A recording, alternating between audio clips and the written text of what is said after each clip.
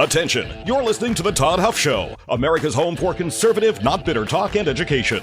Be advised, the content of this program has been documented to prevent and even cure liberalism, and listening may cause you to lean to the right.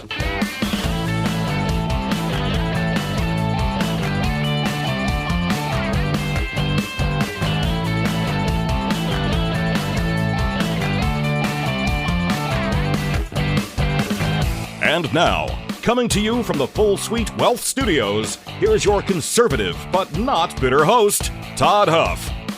What a absolute mess, my friends. Dr. Fauci takes to the stand yesterday before a Senate committee to plead the Fifth Amendment, citing his right to not self-incriminate himself when asked questions by senators about his role in COVID, some of the things that they would have found in his diaries. This, my friends, is an absolute unmitigated disaster and mess, and we're going to discuss it today. Thank you for tuning in.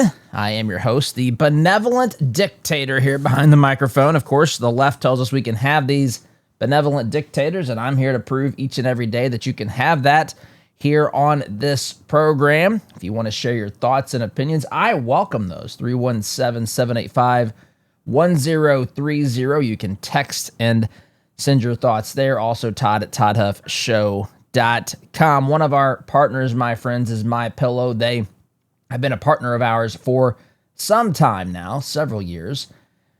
We use their products here in the Huff household, including their pillows, their sheets, their towels, their slippers, which Oz loves tremendously, and even their dog beds, my friends. They have a lot more products than I ever knew years ago when I first heard of MyPillow. And even when we first started working with them, I was learning the other products that they have. I think you'll be surprised as well. These products provide comfort, especially when you want to relax and get some good rest.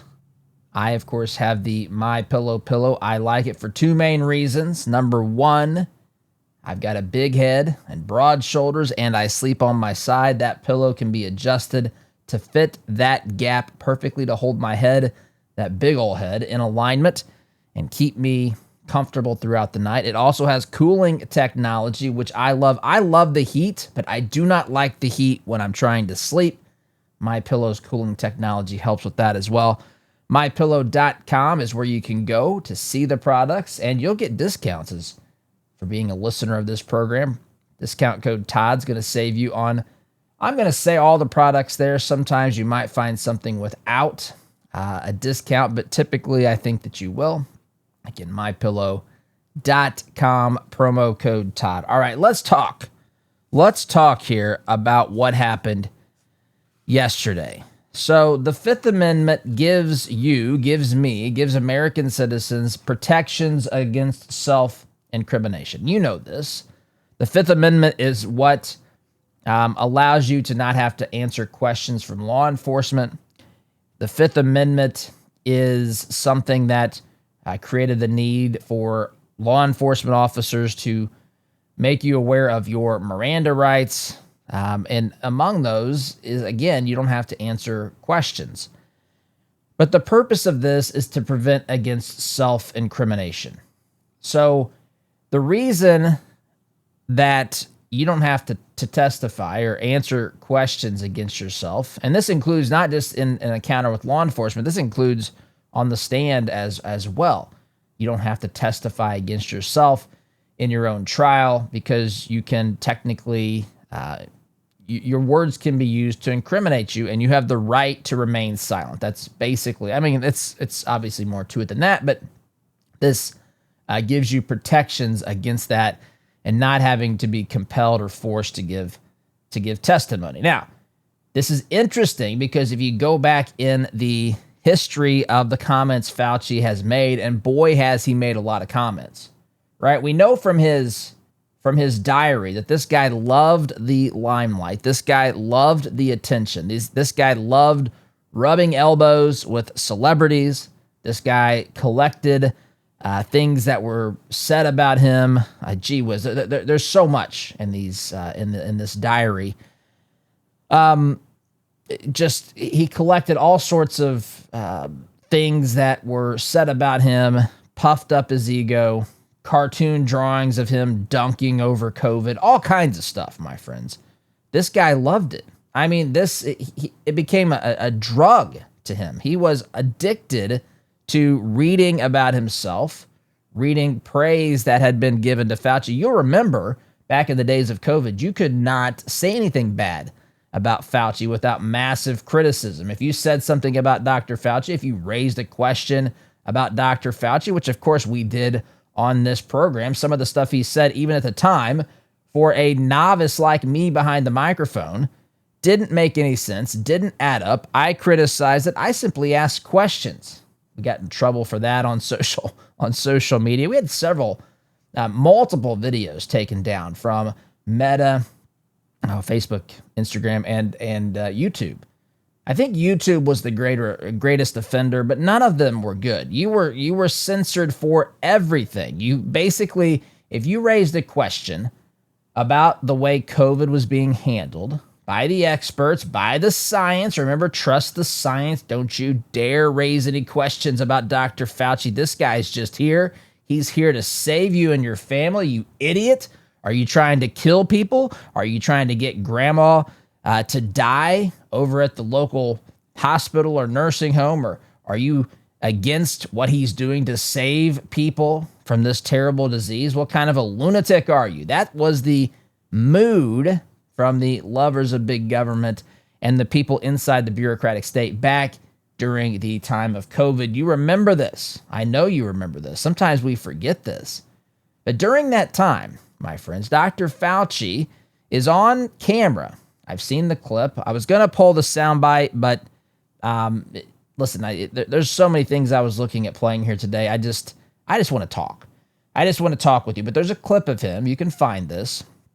Maybe we'll post it in our show notes in our email, which you can get, by the way, totally free. Just text the word JOIN, JOIN, to 317-785-1030, and we will add you to the newsletter list, the Daily Inner Circle. Anyway, but we'll probably put it in there, but you can find this, search for it, whatever. There's a clip from him in 2022 before the media. Basically, he was asked about, are you going to testify before Congress one day, if that's in fact where this ends up? I'm paraphrasing here. You get the gist. And he said, look, I don't have any problems testifying before Congress. I've done so for over 40 years at this point. Again, everything for Fauci was about credentials, was about pounding his own chest, was about saying, look, I'm the guy that saved this country, saved many Americans' lives from COVID-19 because I slapped draconian rules on people and so forth. That's something else. He is out there. He has been out there for a long time. You may have seen clips about this. See if I can pull this one up. Give me just a second. I do have this one ready. Fauci's sitting in an interview. I don't know who this is with. It doesn't matter. All these make-believe journalists are the same. But he's sitting down and he's saying, look, I didn't do any of this. I didn't have the political power to close schools. Listen, none of that was under my jurisdiction, right? And technically that is correct. He didn't have the direct power, but if you read his diaries, which again, this guy is an egomaniac. If you read his diaries, you'll see that that's not exactly how this played out. There was more behind the scenes. Here he is making one of those claims during an interview. Let's get down to the facts. They always come back and say Fauci was responsible for closing schools. I had nothing to do. Let's get down to the facts. They always Let's get down to the facts. I had nothing to do with closing schools. They always say Fauci closed the schools. I had nothing to do with it. What about this entry from his diary, March 15th, 2020, a Sunday? He says, big day here for this. I spoke with Bill de Blasio, mayor of New York City, and convinced him, wait a minute here, Fauci, based on what I was saying publicly and my conversations tonight, to close the New York City schools. He had already decided based on what I was saying on TV. I went on to tell him he should close the bars and restaurants in New York City. He said that he would base this on my recommendation. I had a similar call with Amy O'Leary, the COS of Governor Gavin Newsom of California, and said that based on my TV appearances today and yesterday, the governor has decided to close the schools in California as well as the bars and restaurants. When I left the White House and crossed Pennsylvania and 17th Street, several cars honked their horns and shouted thank you out the window. Very dutiful American citizens. It's just wild to me. Absolutely wild to me, the behavior of people during that time. The behavior of people, well, during this time, it's only gotten crazier. You know, yesterday, I don't want to talk about this much, but I have to tell you, I have been doing this for it'll be 11 years here on August 10th. 11 years. I've yet to get a legitimate death threat. I would tell you yesterday on Facebook that I got my first legitimate death threat. We'll see what happens from here. But anyway, it's getting crazier and crazier is the point here. So anyway, Fauci's out there saying one thing in the media, writing other things in his journal. Again, he thinks he is something. This guy has a God complex. And it's not even, this is just still scratching the surface. There's other things out there, other evidence that shows that there has been there has been money paid to people within our government bureaucracy, people who are involved with bringing drugs, with permitting drugs through the FDA or whatever agencies all have their hands in that. They were getting kickbacks from companies. There's evidence of this anyway, that I think $325 million had been paid to people, including Dr. Fauci, according to evidence and allegations, from people who were trying to get drugs to the market to, of course, get some people on board here to promote their drug or to approve their drug. And so here we are. This is an absolute mess. And listen, I thought about this. We've been told that Trump is the threat, that Trump is the danger to our democracy, that, well, you know what I think about that, but that Trump is the danger that we face today, that we've never faced an existential threat in this country from our government until President Trump stepped into the Oval Office. You realize how ridiculous and childish that is? That is ignoring so much of the evidence, my friends. Dr. Fauci presented much more danger with his collusion with the media, with his partnership with Big Pharma, with his lies, with his statements that were not true. I just go back in time. I remember we had someone in my parents' neighborhood who passed away from COVID. And I remember that they couldn't go see him. They couldn't go see him. I think there's so many stories of this. I may be conflating which instance happened to who. There's other stories of people who FaceTime dying relatives, family members, dads, moms, grandparents, uncles, aunts, because they couldn't go see them in the hospital, which is absolutely unconscionable to me. I remember at the time being infuriated at this. People were told you can't do anything, and it was all done. It was all done, at least in part, under the leadership of this lunatic, of this egomaniac who, again, assured us that he would be happy to testify about the way he handled COVID before a congressional committee, which, again, yesterday he was called to do. And all he did was assert his Fifth Amendment. Now, listen, that's his right. I'm not here to say he can't do that. Well, except there's, again, more layers to this story, because this is an unmitigated disaster and mess. And I'll get into that here in just a minute, my friends. But I want to, in the meantime, ask you a question. Do you know where your money goes after you spend it? If the answer makes you cringe, it's time to check out Freedom Marketplace. We built this platform to connect conservatives like you with businesses that share your values, businesses that refuse to support leftist causes, leftist candidates, and lunacy like we've seen here this morning from what I'm talking about with Dr. Fauci and the ever-loving, the government-loving, radical left out there today. So these businesses are pushing in the direction of liberty, conservative principles and values. It's free to use, my friends. You do not have to have a login. You can, but you don't have to make one. It's all about keeping your dollars aligned with your principles. Visit freedommarketplace.net today. That's freedommarketplace.net, liberty and business, my friends, for all. You know, that's one of the easy ways and free ways to help this program.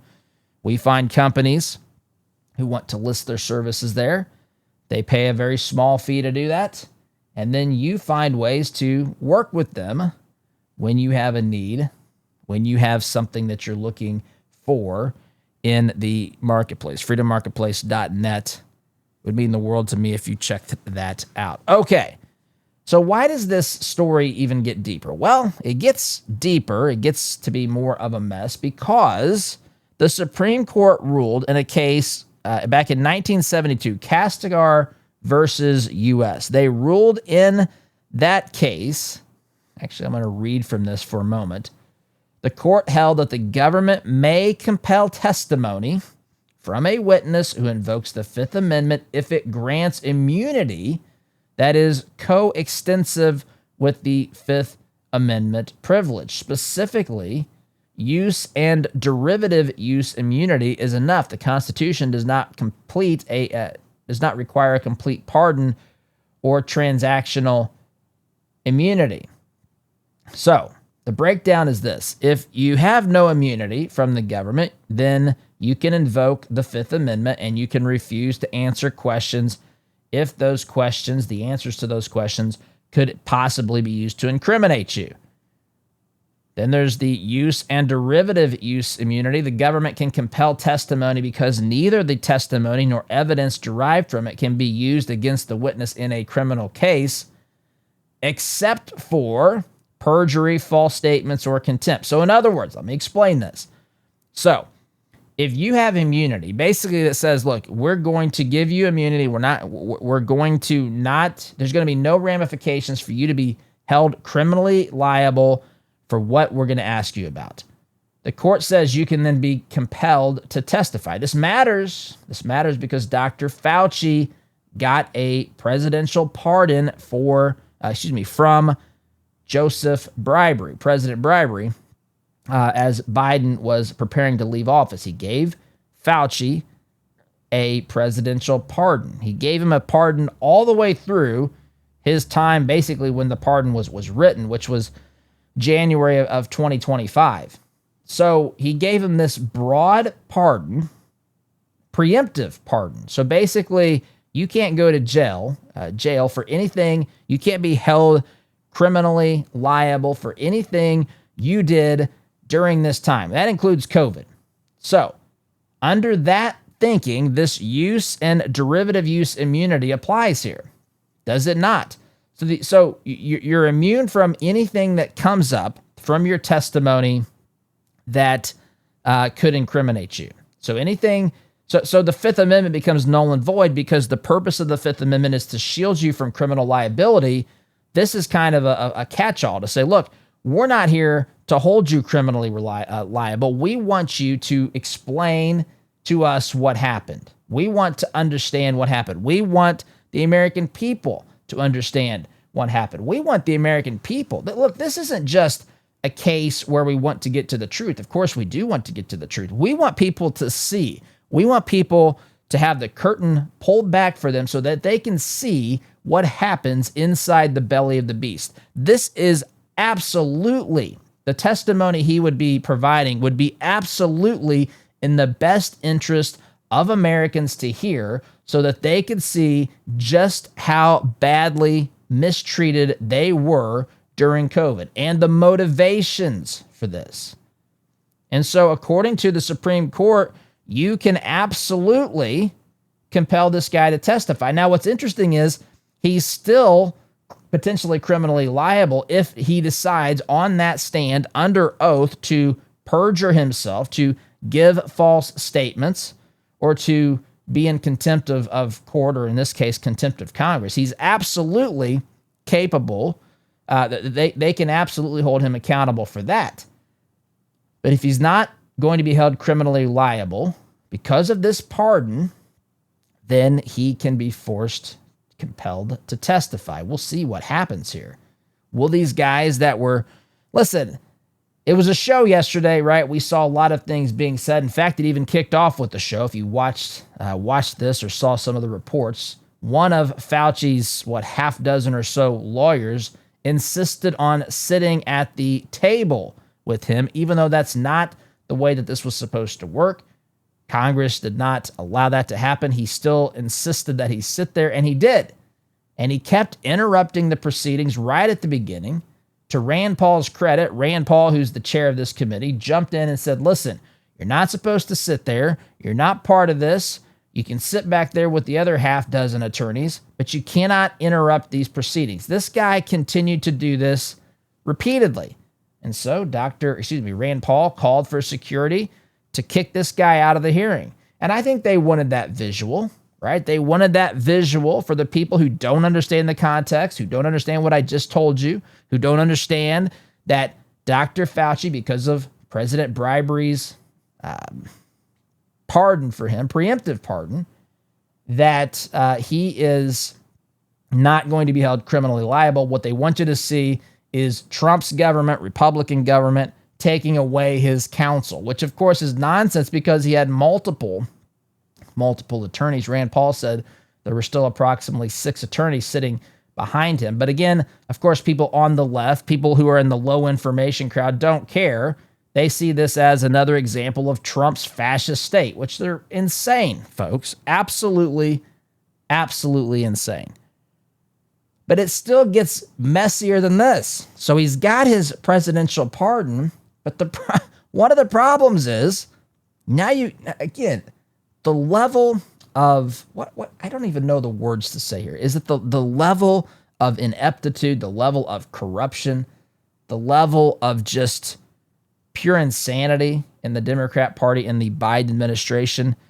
There's legitimate concern for Fauci, for other people who received some of these pardons from President Bribery, that these pardons are actually going to stand up because of the way that these pardons were signed. I'll get back into that. It takes us to another story of just how terrible the Biden administration was, how much of a wreck it was for our system, for our democracy, my friends. I'll get to that after the break, but I got to take that break. Sit tight. You are listening here to Conservative Not Bitter Talk. I'm your host, Todd Huff, back here in just a minute.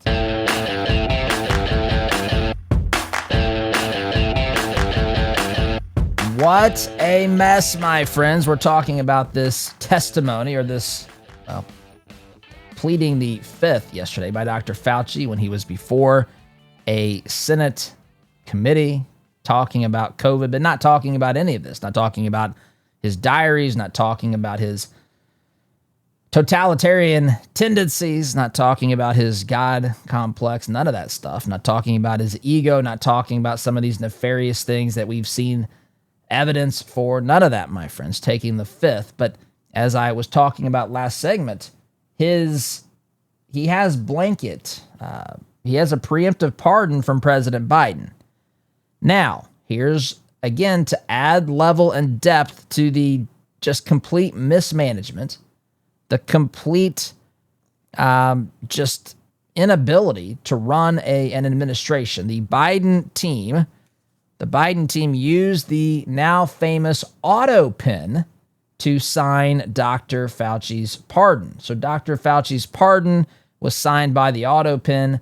There are legitimate concerns that Biden, President Bribery at the time, when he was finishing up his days in office, we know that he was not mentally fit to serve as president, and they were using this autopen for everything. The problem is you still have to get official clearance. You can't just say, hey, here's the auto pen, here's the mechanical pen that you can go sign whatever you want. That has to be approved by the president of the United States. And there are legitimate concerns that was happening. There are legitimate concerns that this guy knew he was even in the White House in the final days of his administration. Listen, and that, again, you go back through that. We've documented that extensively on this program. The people who chose Biden to be the president of the United States, or at least the nominee for the Democrats back in 2019, or no, it would have been early 2020. If you remember, there were lots of candidates. Bernie Sanders was one of those candidates who had gotten a lot of attention from Democrats. As I've shared on this program recently, 2/3 of Democrats have a favorable opinion of socialism now. So 2/3 of those folks were, at least to some degree, appealing, finding some appeal in Bernie Sanders. The Democrat Party power brokers did not want that to be the case. The Democrat Party power brokers stepped in, and they decided, for whatever reason, that President Joseph Bribery was the best candidate back in 2020 to run. And so they called people like Pete Buttigieg. They called people like Amy Klobuchar. They called people like Pocahontas, which I can say, my friends, because I have been documented to be the 13th great-grandson, no joke, of Pocahontas. It's documented. So as the official spokesperson, self-appointed spokesperson of the Pocahontas family, I'm here to say that we don't care about that stuff. We actually find it more troubling that Elizabeth Warren wants to talk about her heritage as sort of a blanket way to prevent anyone from discussing her ideas, the things that she wants to push upon the American people. I think it's on behalf of the Pocahontas family, we think it's much more problematic for her to try to engage in identity politics to prevent real questions about her ideology, her proposals, her policies, and so forth, than it is for us to call her Pocahontas, or for Trump to call her Pocahontas. We are not bothered by that. That is an official statement of the self-appointed spokesperson of the Pocahontas family. So just take that for what it's worth. But we remember these phone calls were made, and people started dropping out of the race because they all wanted to coalesce behind Joseph Biden to be the presidential nominee back in 2020. It eventually worked. They didn't want to go to a contested convention. They didn't want to have a convention where nobody, or a nomination process where nobody had enough delegates to actually win the nomination outright, have this ugly fight during their convention where they would actually choose their candidate to be president of the United States. They didn't want to do that, especially when there was no way on earth they were going to allow Bernie Sanders to be the nominee. They were going to rip it from his hands, just like they have done from so many other people who get in the way of the Democrat Party power machine. They knew back then that Biden was not fit for office. They knew. Believe me, they knew. But yet they still pushed him on the American people, on the Democrat Party. They decided he gave them the best chance to win. They didn't care about all of the other problems that his candidacy posed, including his mental faculties, my friends. They did not care. They knew that this was coming. They didn't obviously know the speed of which it would happen and so forth, but they knew that he was not fit. They did not care because he could get elected. And by the way, we'll just let people behind the scenes run the show, call the shots, and that's exactly what was happening. And so the problem is we have rule of law in this country, in spite of how much these Democrats try to prevent that from being the case, like Dr. Fauci and the others who were pushing for downright authoritarian 1984 kind of stuff. No matter how much those folks want to ignore it, we are still a country ruled by law. And if the autopen was not approved by the president of the United States, then there is a legitimate chance that these pardons can be challenged and considered unconstitutional because you had somebody, some nameless, faceless person in the administration, or even if we know the identity of the person, a person who was not qualified, who did not have the credentials, who was not chosen by the American people to make that decision. And that very well may be what happens. So Fauci, it's just wild. We have years of evidence of Fauci recommending all sort of draconian things. You have a recording out there of his voice. I've got that. I don't know if I'll play it. I don't have a ton of time left. But in the recording, he says, look, I'm paraphrasing, but he basically says, look, people, when they're pressured by their job, when they're pressured by other groups, like maybe social media, whatever, right? If there's pressure to keep your job or to have some other factors imposed upon you, people will lose their ideological, he called it BS, I think, real quick. This is a guy, again, that was out there telling us on the news that he was trying to encourage us to get vaccinated, but he wasn't trying to force us. No, he was trying to coerce you, my friends. These questions need to be answered. This was out of control, what happened. What we witnessed during the COVID years, from early 2020 until, take your guess, depending upon where you lived, several years later, it was dystopian. It was absolutely dystopian, and Dr. Fauci was at the center of it all. Make no mistake about it. And he got a pardon, but the pardon, so he pleads the fifth to not have to testify, to self-incriminate himself, but he's got a pardon in place.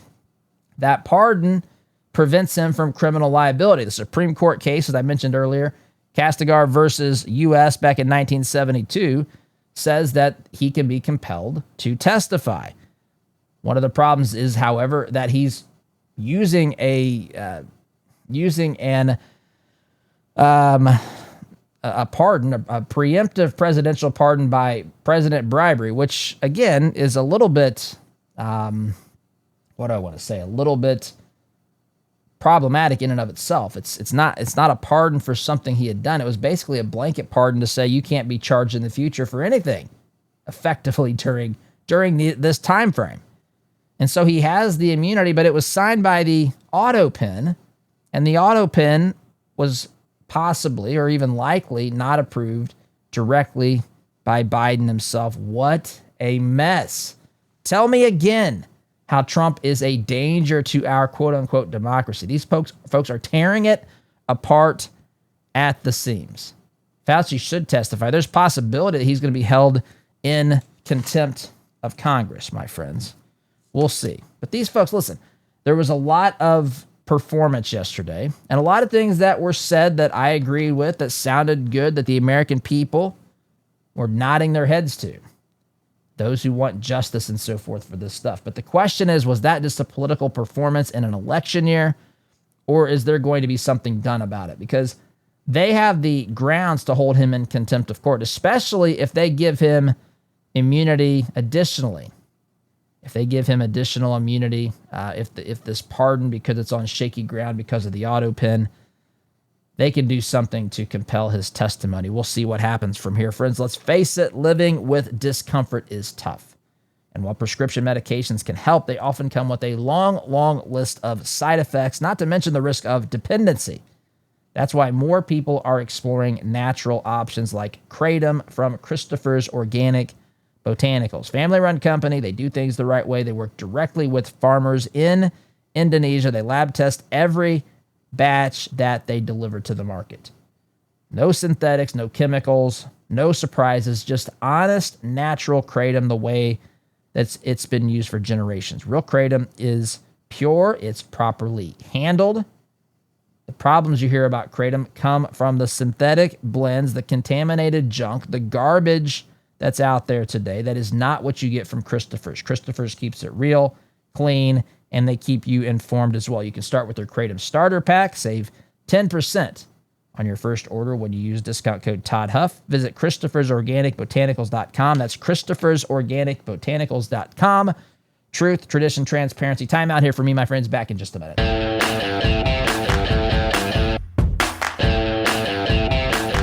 Welcome back, my friends. I'm done talking for the time being about Dr. Fauci and that testimony and what's going to happen next regarding those things. I'm interested. I wanted to get to something else I've hoped to talk about on this program for some time now. But again, there's so many things vying for our attention. Sometimes it's quite difficult. So I want to talk about Sophie Cunningham. I want to talk about her comments about transgender athletes, girls' sports, the fallout from that, and what happened a couple of nights ago at an Indiana Fever versus Seattle Storm WNBA game and the fallout from that. So I got to get to that quickly. But friends, before I do that, maybe you've reached the stage where managing your money feels like juggling more than just numbers. There's tax planning, estate work, investment choices, a whole lot more. That's when family office services can really make a difference. Full Suite Wealth brings all those pieces together into one cohesive strategy. Their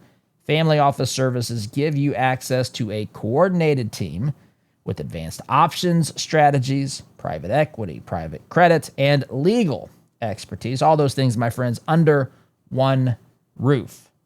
It's about simplifying your financial life, planning for the future, and making sure your legacy stays strong for generations. If you're ready for that next level of support, visit fullsuitewealth.com. That's fullsuitewealth.com. Build your legacy, secure your future. Sophie Cunningham, really quickly here, I don't have a lot of time. She was interviewed by ESPN.